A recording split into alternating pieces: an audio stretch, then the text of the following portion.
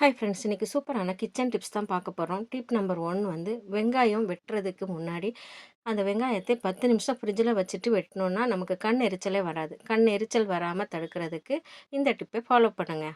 Tip number 2, இப்போ வர பூண்டு எல்லாமே பார்த்தீங்கன்னா பச்சை பூண்டாக தான் இருக்குது. அதனால் பூண்டு வாங்கினோன்னா இந்த மாதிரி பல்லெல்லாம் பூண்டு பல்லெல்லாம் தனித்தனியாக பிரித்து எடுத்துருங்க. ஏன்னா உள்ளாடி வந்துட்டு அழுகி போகிறதுக்கு வாய்ப்பு இருக்குது.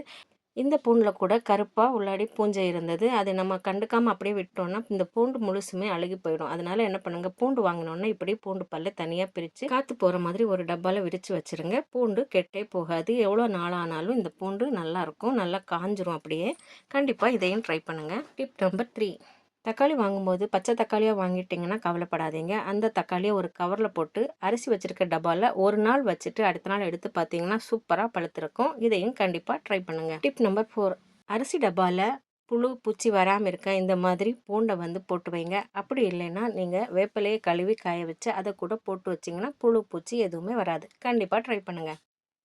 டிப் நம்பர் 5, கிச்சனில் இந்த மாதிரி டைல்ஸ் வந்து கம்மியாக ஒட்டியிருந்தாங்கன்னா மேலே ஒரு வால் ஸ்டிக்கர் வாங்கி ஒட்டிடுங்க. வால் ஸ்டிக்கரை ஈஸியாக துணி வச்சு துடைச்சி எடுத்துடலாம். அப்படி இல்லைன்னா வால் ஸ்டிக்கரை கூட மாற்றிடலாம். மாற்ற விருப்பம் இல்லையா, அதுக்கு மேலே வேறு ஒரு வால் ஸ்டிக்கரை கூட வாங்கி ஒட்டிடலாம். செவரு மோசமாகவே செய்யாது. இந்த டிப்ஸ் எல்லாமே கண்டிப்பாக உங்களுக்கு பிடிச்சிருக்குன்னு நினைக்கிறேன். பிடிச்சிருந்தா நீங்களும் ட்ரை பண்ணுங்கள்.